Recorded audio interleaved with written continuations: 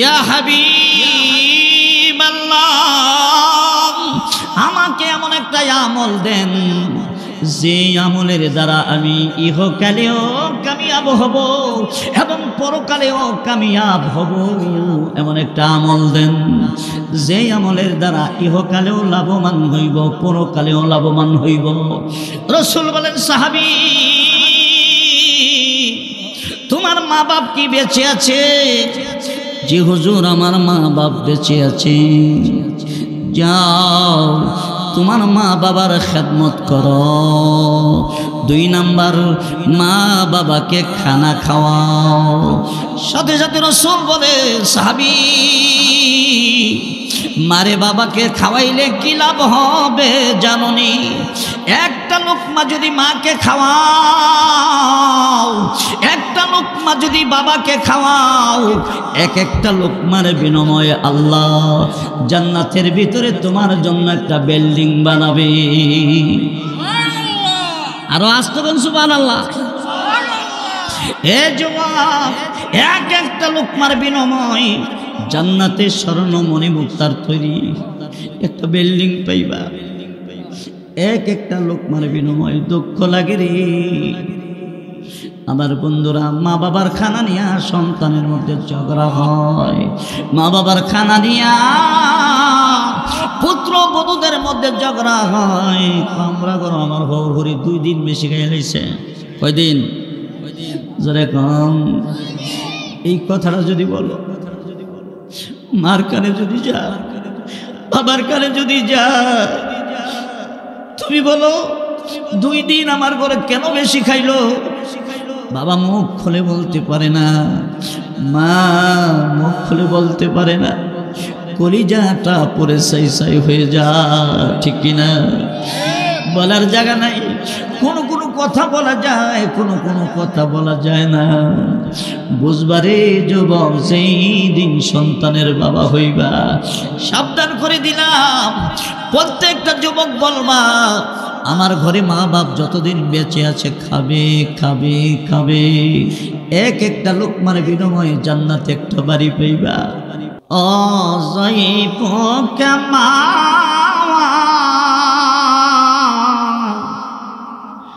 यतीम कवाली गुलामों का मौला यतीमों कवाली बद अजी गोयम नाते मुस्तफ़ा आके आलम यफ्ते यासे नूर सफ़ा सैयदुल कौनैन खत्मुल मुरसलीन आखिर आमद वद फ़खरुल अव्वलिन शुद्ध जुदश रहमतल लिल आलमीन मस्जिद ও শুধু মারো এ জমিন। উড়িয়ে যাও রে বাংলারি হাওয়া, উড়ে যাও রে বাংলারি হাওয়া, যাও রে উড়ে মদিনা।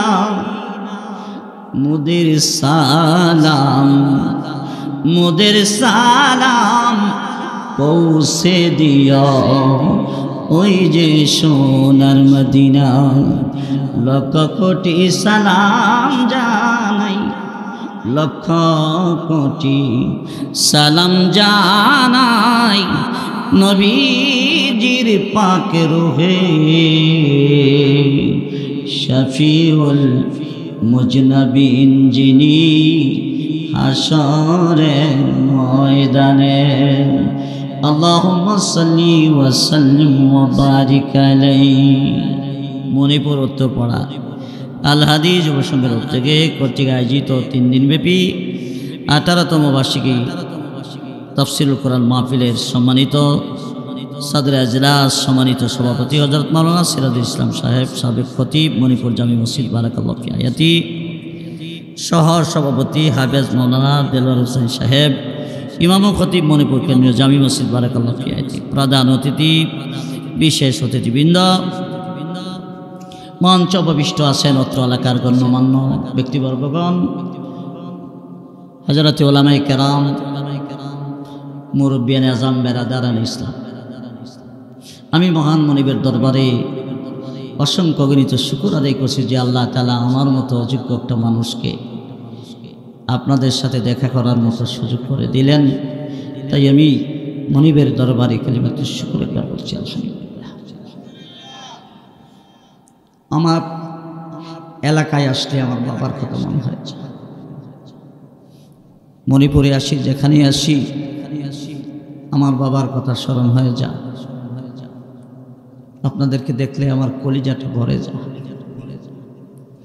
তো ব্যস্ততার কারণে অনেক সময় আসতে পারি না।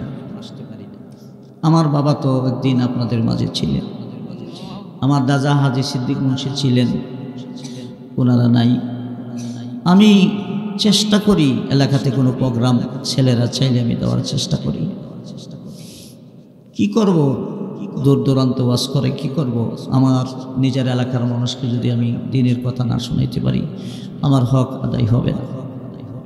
আর আপনারাও আমাকে খুব মায়া করেন, ভালোবাসেন, আমি জানি। এই জন্য আমি আসি, আমার কলিজাটা ঠান্ডা হয়। তো এই সুবাদে আমি আপনাদের খেদমতে সূরা বনী ইসরাঈলের 23 এবং 24 নম্বর আয়াতে কারিমা থেকে তেলাওয়াত করছি। মা বাপ কি জিনিস, মা বাবার সাথে কেমন আচরণ করা লাগবে, আমি সেই সম্পর্কে আমার সোনার কলিজার টুকরা যুবকদেরকে কিছু কথা শোনাবো। ওমা তৌফিক ইল্লা বিল্লাহ।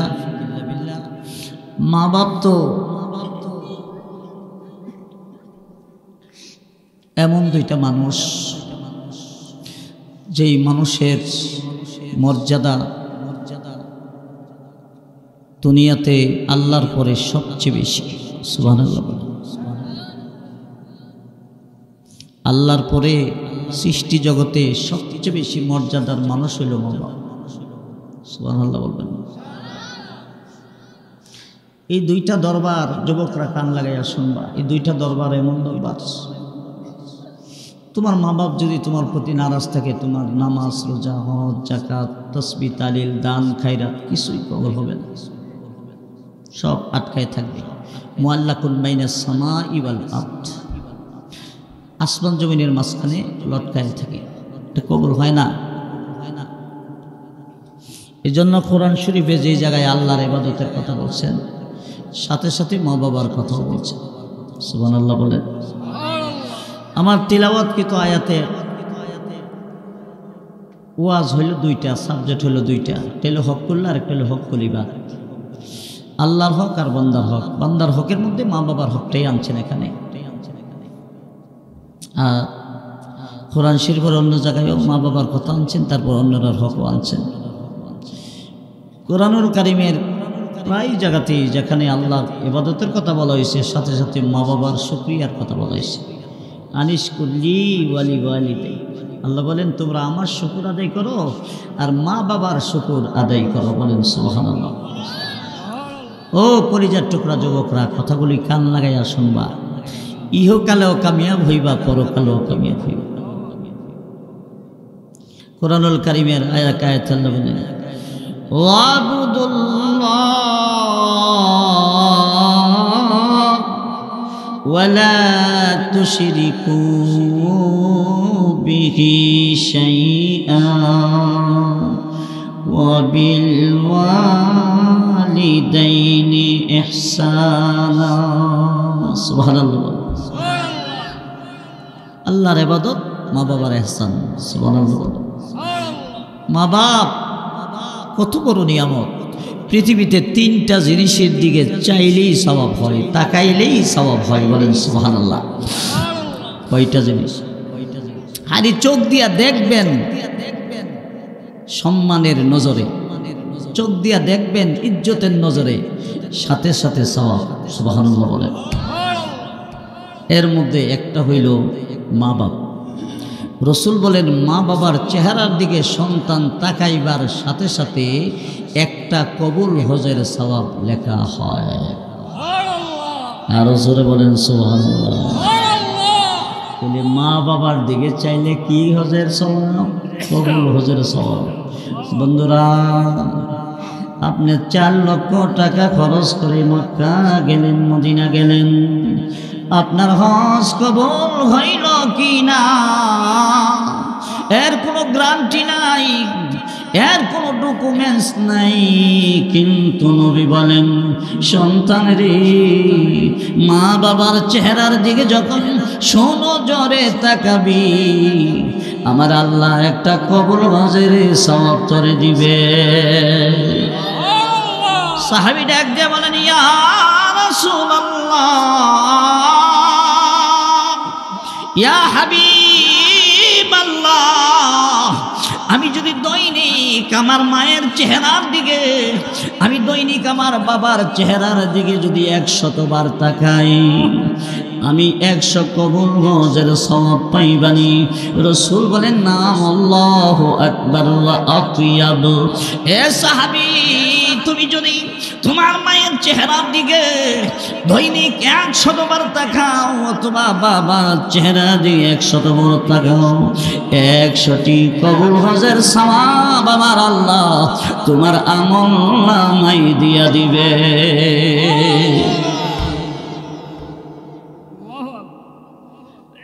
সন্তান কার চেহারার দিকে চাও? ফিস সাহেবের চেহারার দিকে চাইলে কবুল হজের সওয়াব হবে। বিবি সাহেবের আদরে কলজার টুকরাটা, বউটা গো ময়নাটার মতো, কি সুন্দর, চাইলে সওয়াব হইব নি? সওয়াব হবে, কবুল হজের সওয়াব হবে না? সওয়াব হবে, কবুল হজের সওয়াব হবে না, ঠিক কিনা? আমার বন্ধুরা, একটাই চেহারা, যেই চেহারার দিকে তাকাইলে কবুল হজের সওয়াব হয়, সেই চেহারা হইল মা বাপ, ঠিক কিনা?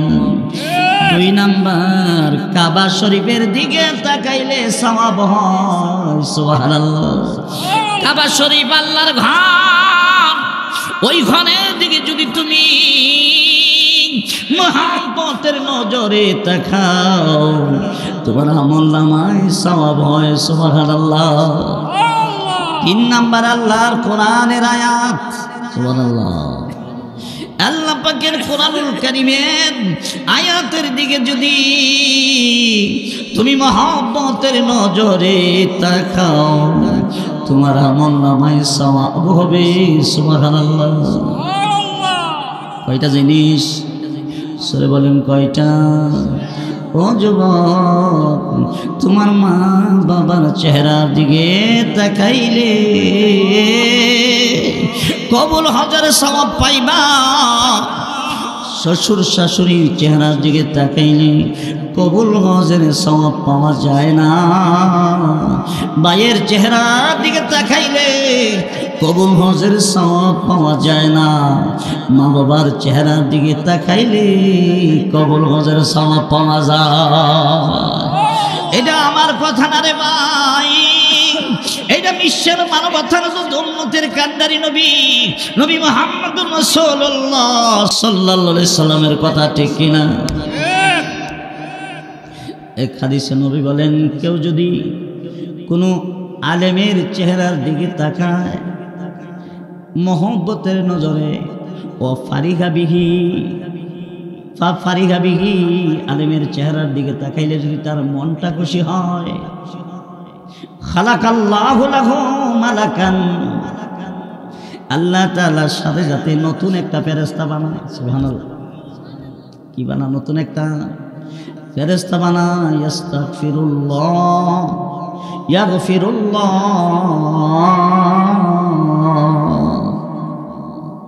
ওই ফেরেশতারা কি করে? আপনি যে আলেমের চেহারা দিকে তাকাইলেন, আপনার জন্য ওই ফেরেশতা কিয়ামত পর্যন্ত মাগফিরাতের দোয়া করিতে থাকিবে।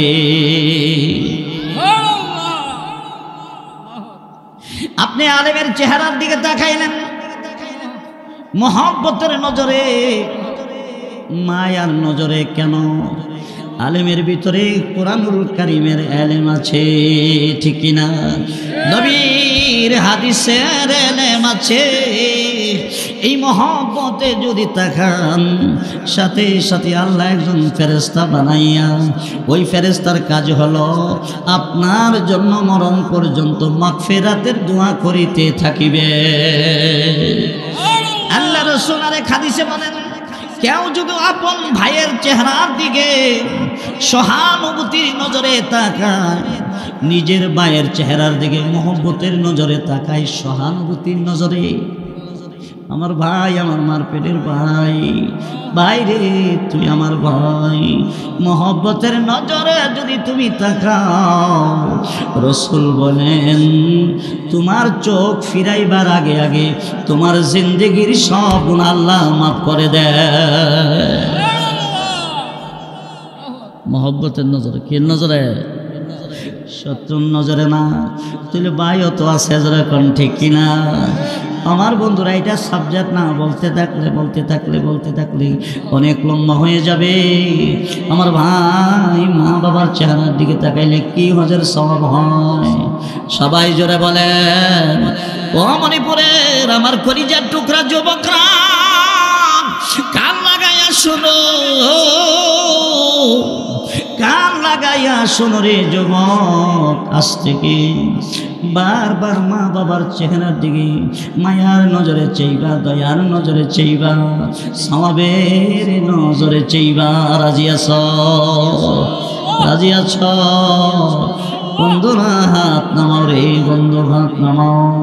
খেয়াল করো, আমার রাসূলের দরবারে একজন সাহাবী এসে বলে, ইয়া রাসূলুল্লাহ, ইয়া হাবিবাল্লাহ, আমাকে এমন একটা আমল দেন যে আমলের দ্বারা আমি ইহকালেও কামিয়াব হব এবং পরকালেও কামিয়াব হব। এমন একটা আমল দেন যে আমলের দ্বারা ইহকালেও লাভবান হইব, পরকালেও লাভবান হইব। রাসূল বলেন, সাহাবী, তোমার মা বাপ কি বেঁচে আছে? জি হুজুর, আমার মা বাপ বেঁচে আছে। যাও তোমার মা বাবার খেদমত করো। 2 নাম্বার, মা বাবাকে খানা খাওয়াও। সাথে সাথে রাসূল বলে, সাহাবী, মারে বাবাকে খাওয়াইলে কি লাভ হবে জানোনি? একটা লোকমা যদি মাকে খাওয়াও, একটা লোকমা যদি বাবাকে খাওয়াও, এক একটা লোকমার বিনিময়ে আল্লাহ জান্নাতের ভিতরে তোমার জন্য একটা বিল্ডিং বানাবে। আরো আসতে বলুন সুবহানাল্লাহ। এ যুবক, এক একটা লোকমার বিনিময়ে জান্নাতে স্বর্ণমণি মুক্তার তৈরি একটা বিল্ডিং পাইবা। এক একটা লোকমার বিনিময়ে দুঃখ লাগে রে আমার বন্ধুরা। মা বাবার খানা নিয়া সন্তানের মধ্যে ঝগড়া হয়, মা বাবার খানা নিয়া পুত্র বধূদের মধ্যে ঝগড়া হয়। আমরা করো, আমার হরি 2 দিন বেশি খাই লাইছে। কয়দিন? জোরে কম। এই কথাটা যদি বলো, মার কানে যদি যা, বাবার কানে যদি যা, তুমি বলো 2 দিন আমার ঘরে কেন বেশি খাইলো? বাবা মুখ খুলে বলতে পারে না, মা মুখ খুলে বলতে পারে না, কলিজাটা পরে সাই সাই হয়ে যায়, ঠিক কিনা? বলার জায়গা নাই। কোনো কোনো কথা বলা যায়, কোনো কোনো কথা বলা যায় না। বুঝবারে যুবক, সেই দিন সন্তানের বাবা হইবা। সাবধান করে দিলাম, প্রত্যেকটা যুবক বলবা, আমার ঘরে মা বাপ যতদিন বেঁচে আছে খাবে খাবে খাবে। এক একটা লোকমার বিনিময়ে জান্নাতে একটা বাড়ি পাইবা। সুবহানাল্লাহ জোরে বলেন, আরো জোরে বলেন সুবহানাল্লাহ। আমার নবী বলে, উম্মত, তুমি যদি বেশি দিন বাঁচতে চাও আর তুমি যদি ধনী হতে চাও, তুমি মা বাবার খেদমত করো, রক্তের মানুষের সাথে সম্পর্ক রাখো। কয়টা কথা? যদি ধনী হতে চাও, বেশি দিন তুমি বাঁচতে চাও, মা বাবার খেদমত করো, চাচার সাথে, ফুফুর সাথে, মামার সাথে, এইভাবে চাচার সাথে ভালো সম্পর্ক রাখো, ভাইয়ের সাথে, বোনের সাথে ভালো সম্পর্ক রাখো, বেশি দিন হায়াত পাইবা। আর আল্লাহ তোমাকে ধনের দ্বারা ধনী বানাইয়া দিবে। আমার বন্ধুরা, যুবকেরা রে, কোনদিন মা বাবার খানা নিয়ে অনেক কষ্ট নিস না। হযরতে ওমর রাদিয়াল্লাহু তাআলা আনহু শাসন আমলে, হযরতে ওমরের শাসন আমলে মদিনাতে একজন ব্যবসায়িক ছিল, যুবক, বিশাল বড় টাকার মালিক ছিল, অনেক টাকার মালিক ছিল, কোটি কোটি টাকার মালিক ছিল। স্ত্রীকে নিয়ে শহরে থাকতো, মা থাকতো গ্রামের বাড়িতে। এমন হয় কি হয় না? চাকরির খাতিরে, সন্তানের সুবিধার খাতিরে বাবা বলে যাও, তুমি শহরে চলে যাও বউ নিয়া, ঠিক কিনা? যারে সন্তান বৌমাকে নিয়ে শহরে চলে যা, তুই আসা যাওয়া করতে কষ্ট হয়, এটা আমি মান কলিজা সয় না। তুই এত কষ্ট করে আসা যাওয়া করবি, মার কলিজা মানে না। অথচ সন্তানের চেহারা না দেখলে মার কলিজাটা সাত সাত করে, জোরে কোন ঠিক কিনা? সন্তান রে, যুবক রে, তোর সুখের জন্য তোর স্ত্রীকে দিয়ে শহরে মা পাঠাইলো, আর মা গ্রামের বাড়িতে লবণ দিয়া ভাত খায়, ডাল দিয়া ভাত খায়, আগা ডুগা দিয়া ভাত খায়, কোনোদিন বদুয়া দেয় না, জোরে কোন ঠিক কিনা? এই যুবকটা ব্যবসা করে বউ নিয়ে শহরে থাকে, মদিনার শহরে থাকে। মা মাঝে মধ্যে আইসা পুতের কাছ থেকে টাকা নেয়। একদিনের ঘটনা, ওই মদিনার ব্যবসায়িকের মা সন্তানের কাছে আসছে টাকা নেওয়ার জন্যে। পুত্রবধূ ডাক দেয়া কয়, তোমার মা যেইভাবে টাকা নেওয়া শুরু করছে, আমরা তো ফহির বানাইয়া লইব। নাউজুবিল্লাহ কইছেন না? টেটনির ঘরের টেটনি কত বাড়ছে দেখছেন নি? বউ হইছে আজাইরা আর হইছে বাজাইরা, জোরে বল ঠিক কিনা? আরে জামাই হইছে বিদেশ, বউ হইছে আজাইরা আর হইছে বাজাইরা, জোরে বল ঠিক কিনা? জামাই কই? বিদেশ, বউ হইছে আজাইরা আর হইছে বাজাইরা। বউ বড় সুন্দরী। এবার ছেলে সিঙ্গাপুর তাকে ডাক দেয়া, আব্বা যোগকাল ভালো না, তোমার বৌমা যেই সুন্দর, যোগকাল ভালো না, বাজারে পাঠাইও না। ডাক দেখো সন্তান, না না, আমি এলাকার একজন মান্যগণ্য ব্যক্তি, আমি তাবলীগের সিল্লা লাগাই, আমার পুত্রবধূ বাজারে যাবে, বাজার করতে, মান সম্মান কি বাঁচবে? দিব না, দিব না, দিব না, দেয় না। পাশের বাড়ির মহিলারা বেবিটি ব্যাগ লইয়া, বাজারের ব্যাগ লইয়া বাজারে যায়। সিঙ্গাপুরের বউ তাকায়া দেখি আমরা থেকে নেশা, বেড়া বেডির স্বামী হইল মালয়েশিয়া থাকে, সৌদি আরব থাকে, আর আমার স্বামী সিঙ্গাপুর থাকে। এরা বাজার করে, আর আমি সিঙ্গাপুরের স্বামীর বউ হইয়া বাজার করতে পারি না। একটা শ্বাস ফালারে বাবা, হোলার বেড়া হইলে হোলার বেড়া জ্বল্লা যাইত বা, এমন একটা শ্বাস। কেমনে নিত বাজারটা, মন্ডা দশা বাজারে যাইত।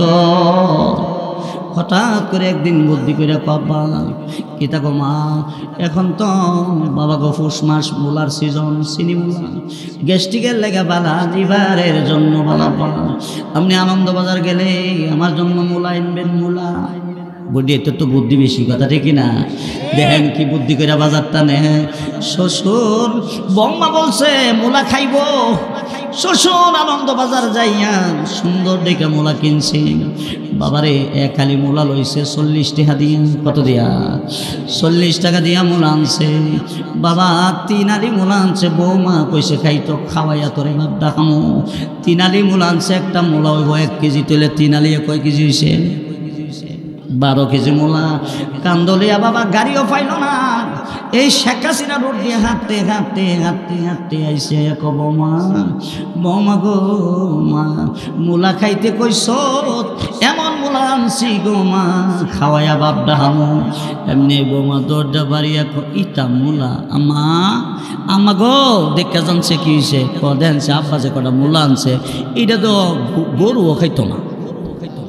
এবার শ্বশুরও কইল কিরে এত সকাল, 7 সকালে আমি গেলাম বৌমার জন্য মূলা আনতাম, বাজারের সেরা মূলা আনলাম, বৌমার কাছে পছন্দ লাগলো না। শ্বশুর হইল সেতা, শ্বশুর কি সেতা মানে রাগ বেশি। এমনি কো বৌমা গো আমি আর তোর বাজার করব না, তোর বাজার তুই করবি। মনে মনে কো বইনপুত এই বুদ্ধিটাই তো করছিলাম, বাজার নিচেগা মূলা দিয়া জোরে কোন ঠিক কিনা, নিচেগা কিন্তু মূলা দিয়া বাইসাব। এখন আর ওই বৌমার বাজার শ্বশুরে করবে না, জোরে কোন ঠিক কিনা। কই যায় দাগ লাইগা গেছে, এবার বাজারে যাইয়া সুন্দর সুন্দর মূলা দেখা করা করা মূলা বেডির সয়েজ মতে আইনা বাড়িতে শাশুড়ি মানে ডাক দেখো মা কি গো দেখে যাও গো মা মূলাটি বালুনি কহ, বৌমা গো তোর মূলা বড় সুন্দর, এত সুন্দর মূলা কই পাইলি? বাজার পাইছি। তোর শ্বশুরের মূলার চাইতে তোর মূলাটি অনেক বালা। ও বৌমা কত দিয়ে আনছ? ও আম্মা মাত্র এক খালি মূলার দাম 20 টাকা। কত? শ্বশুর আনছে কত দিয়া? এখন এই পুত্রবধূ আনছে কত দিয়া? শাশুড়ি ডাক দিয়া ক্ষমা, তোর শ্বশুর আনলো 40 টাকা হালি আর তুই আনলি 20 টাকা হালি, এত সস্তা মূলা তুই কেমনে পাইলি? এমনি কো আম্মা, আম্মা গো চাইছে 40 টাকা, আমি কইছি 20 টাকা দিয়া লাইছে। ও মা যদি আরো কম কইতাম কমই দিত, আমি বলি নাই গো মা, আমি বলি নাই। চাইছে 40, আমি বলছি 20 টাকা দিয়াই দিছে। মা আর বলছে আবার নাকি যাইতাম, আবার বলে যাইতাম। এমনি ডাক দেখো বৌমা গো এত কম দামে বাজার তুই করতে পারস? মা আমি একটা 80 মারছি, আমার 80 দেখা ওই 20 টাকা ছাইরা দিছে। 80 দিয়ে কত কমাইছে? আরেকটা দিলে ফিরি জামাই হইছে বিদেশ, বউ হইছে যাইরা আর হইছে বাজাইরা, জোরে কোন ঠিক কিনা? এমন করাত বানু বৌমা আসেনি, শ্বশুরের বাজার ভালো লাগে না, শাশুড়ির কথা শুনতে ভালো লাগে না। এ বৌমা তুমি একদিন শাশুড়ি হইবা, ওই দিন বুঝবা গো কত দানে কত চাউল, জোরে কোন ঠিক কিনা? বন্ধুরা আসেন, পুত্রবধূ ডাক দেখো তোমার মা যা শুরু করছে, আমরা রে ফকির কইরা সারব। এই কথা শুই না শাশুড়ি মার মনে দুঃখ লাগবো কি লাগতো? বাবা কান্না শুরু করলেন, কি কইলি গো বৌমা কি কইলি? ছেলে পারলাম আমি, ব্যবসার পুঁজি দিলাম আমি, আজকে আমি টাকা নিতে আইলে ফকির হইয়া যাবি না, আমি আর তোর কাছ থেকে টাকা নিব না, চলে যাই। এবার শাশুড়ি মা কানতে কানতে বাড়িতে চলে যায়। সন্তানও আর মার খবর লইল না, ব্যবসার মাল নিয়ে চলে যায় সিরিয়ায়, শাম দেশের দিকে যাবে। মার মনে ব্যথা লাগছেনি? সেরকম আল্লাহু আকবার। রাস্তার মধ্যে ডাকাতে ধরছে রে ভাই, রাস্তার মধ্যে ডাকাতে ধইরা এবার তার মাল সামান যা আছে সব লুট কইরা নিলেন, আর বললেন এই মুহূর্তে তোরে হত্যা করা হবে। যুবক ডাক দিয়া কো ডাকাত রে, আমার মাল নিয়ে যা, আমাকে মারবি না। বলে তোরে মারবো না, ঠিক আছে তোর হাত পাগুলো কাটিয়া আমি এখানে রেখে দিব। জোরে নাউজুবিল্লাহ। আমার ভাইরা যুবকের মাল নিয়ে যায়, হাত কাটিয়া পাও কাটিয়া রাস্তায় ফেলে দিয়ে যায়। প্রতীকেরা আর একটা ব্যবসায়িকের কাফেলা আসতেছে, দেখে রে বিশাল বড় ব্যবসায়িককে ডাকাতে ধরিয়া হাত পাও কাটিয়ে রাখছে, তারে কাঁধে উঠাইয়া তার বাড়িতে পৌঁছাইয়া দিছে। সুবহানাল্লাহ। আত্মীয় স্বজন শুনেছে যুবক কেন হাত পাও ডাকাতে কাটিয়া দিছে, আমার সবাই দৌড়াইয়া আইসা আফসোস করে, আর যুবক ডেকে বলে এটা আমার পাওনা। এটা কি? এটা আমার পাওনা। কি পাওনা? মায়ের সাথে নাফরমানি করলে এই জাতের পাওনা পায়। সুবহানাল্লাহ। বুঝে ফেলেছে ও আমার আত্মীয় স্বজনেরা, আমার মা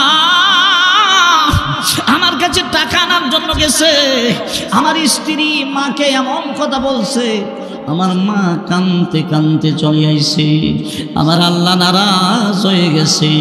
আমার রাসূল বলেন রেদা আল্লাহ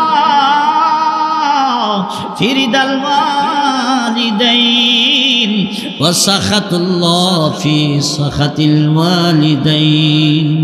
মা বাপ রাজি, মা বাপ খুশি, আমার আল্লাহ খুশি। মা বাপ বেজার, আমার আল্লাহ বেজার। সুবহানাল্লাহ বলেন। আমার মার মনে কষ্ট দিয়েছি, এই পাওনায় আমি ছিলাম, পাওনাদার ছিলাম, আমার যা হওয়ার হয়ে গেছে। এবার মা দুঃখিনী আইছে, আইসা দেখে সন্তানের হাত নাই পা নাই, মা কান্দে গো কান্দে, মা সন্তানের গলায় ধরে কান্দে, সন্তান ক্ষমা গো এটাই আমি পাওনা ছিলাম গো মা, মা আমি তোর মনে কষ্ট দিছি,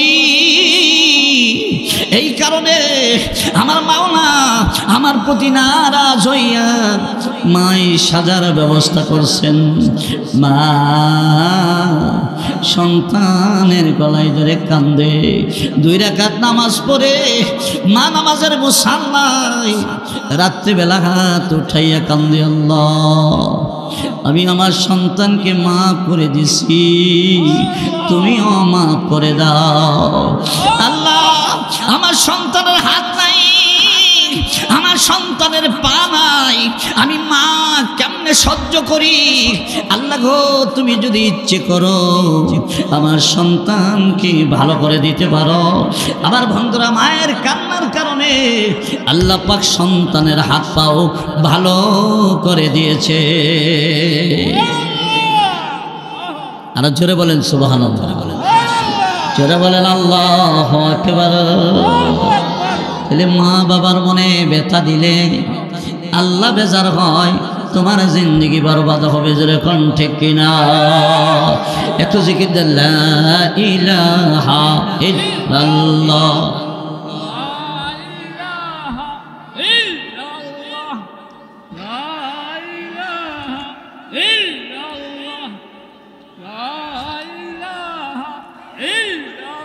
মাশাআল্লাহ লা ইলাহা ইল্লাল্লাহ, লা ইলাহা ইল্লাল্লাহ। বেলাল বলে আল্লাহ আল্লাহ, বেলাল বলে আল্লাহ আল্লাহ, উমাইয়া বলে বারাও জালা, আমার আল্লাহ বলে ও জিবরাইল জান্নাতের খোলো তালা, লা ইলাহা ইল্লাল্লাহ।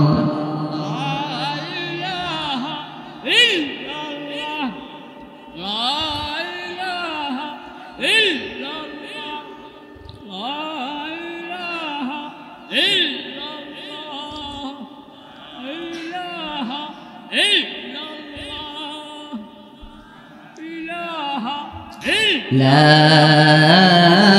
ইলাহা ইল্লাল্লাহ মুহাম্মাদুর রাসূলুল্লাহ। সবাই বলুন সাল্লাল্লাহু আলাইহি ওয়াসাল্লাম। বন্ধুরা মা বাবার কথায় আল্লাহর ওলি হওয়া যায়, যারা কোন ঠিক কিনা? আরে মা বাবার বদদোয়ায় যেমনি ভাবে জাহান্নামী হওয়া যায়, মা বাবার কথায় আল্লাহর ওলি হওয়া যায়। আপনারা শুনেছেন ওয়াইস কারনির কথা, যার বাড়ি ছিল ইয়ামান দেশে, বাড়ি কই ওয়াইস কারনি আল্লাহ রসুলের জামা মুবারক পাইলেন, নবীজির খেরকা মুবারক ওয়াইস কারনি পাইলেন। যেই খেরকা মুবারকের জন্য হযরত আবু বকর লালায়িত ছিলেন, যেই খেরকার জন্য ওমর ফারুক লালায়িত ছিলেন, যেই খেরকা মুবারকের জন্য হযরত উসমান গনি লালায়িত ছিলেন, যেই পাঞ্জাবি মুবারকের জন্য হযরতে আলী লালায়িত ছিলেন, হযরতে সালমান ফারসি লালায়িত ছিলেন, মনে হয় নবীর খেরকা মুবারক জামা মুবারক আমি পাব না। না, নবীর ইন্তেকালের সময় আমার নবী হযরতে ওমর আর হযরতে আলীকে ডাক দিয়ে বলেন, ওমর, আলী গো আসো, আমার এই পাঞ্জাবি আমি আমার ওয়াইসকে হাদিয়া দিয়ে গেলাম। জোরে বলেন সুবহানাল্লাহ। এ বন্ধুরা, ওয়াইসের বাড়ি ছিল ইয়ামান দেশে। কোন দেশে? ইয়ামান দেশে কারান গ্রামে। কারান একটা গ্রামের নাম, এই জন্য করুনি ওয়াইস, করুনি। এই কারান থেকে করুনি। আমার বন্ধুরা, আল্লাহ রসুল একদিন সাহাবায়ে কেরামকে লক্ষ্য করে বলেন, সাহাবীরা, ইয়ামান দেশ থেকে আমার নাকে সুঘ্রাণ আসতেছে। সাহাবায়ে কেরাম বলেন, ইয়া রাসূলুল্লাহ, ইয়া হাবিবাল্লাহ, ইয়ামানের করুন থেকে আপনার নাক মুবারকে সুঘ্রাণ আসতেছে। হুজুর, ঘটনা কি? সাহাবীরা, ইয়ামান দেশে আমার একজন আশেক আছে যার নাম ওয়াইস কারনি। সুবহানাল্লাহ।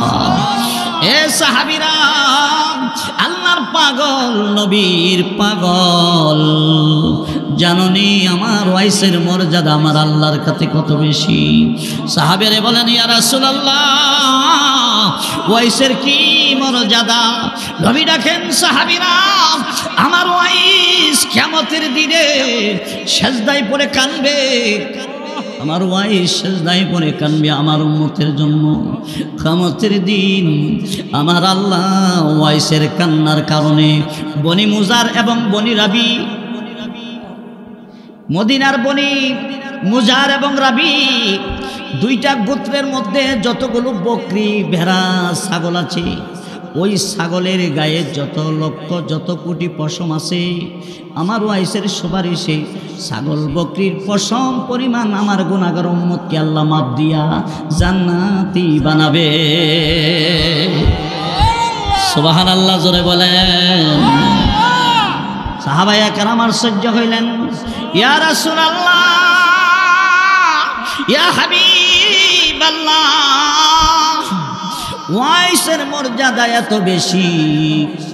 নবী গো, প্রশ্ন করতে চাই, ওয়াইসের জীবনে আপনার সঙ্গে কি দেখা হয়েছে? সুবহানাল্লাহ। আপনার সঙ্গে কি দেখা হয়েছে? নবী বলে, না না, আমার সঙ্গে কোনোদিন দেখা হয় নাই। জোরে জোরে কোন সুবহানাল্লাহ। ইয়া রাসূলুল্লাহ, আপনার সাথে দেখা না করে ওয়াইস কিভাবে আশেক হইল? প্রশ্ন হয়নি? জোরে বলেন। এত বড় আশেক যদি হয়ে থাকে, এত বড় আল্লাহর প্রেমিক হয়ে থাকে, আপনার সাথে দেখা করলো না কেন? বা দেখা না করে ওলি হইল কেমনি? নবী বলেন, সাহাবীরা, মান আহাব্বা সুন্নতি ফাকাদ আহাব্বানি ওয়া মান আহাব্বানি কানা মাই ফিল জান্নাহ। আমার সুন্নতের অনুসরণ কইরা আমার ওয়াইস আল্লাহর ওলি হয়ে গেছে। সুবহানাল্লাহ। এ সাহাবীরা, আমার সুন্নতের অনুসরণ করে আমার ওয়াইস আমার কাছে প্রিয় পাত্র হইয়া গেছে। আল্লাহু আকবার। আমার সুন্নতকে যে ভালোবাসলো সেজন্য আমি নবীকে ভালোবাসলো, আর আমি নবীকে যে ভালোবাসলো সে আমার সঙ্গে জান্নাতি হবে। সুবহানাল্লাহ। আর একটু আসতে কর না। আল্লাহ মণিপুরের বেড়ায় তো সাহসী বেড়ায় এত আস্তে সুবহানাল্লাহ কইলে কেউ নইব বাঘের বাচ্চার মতো বলেন সুবহানাল্লাহ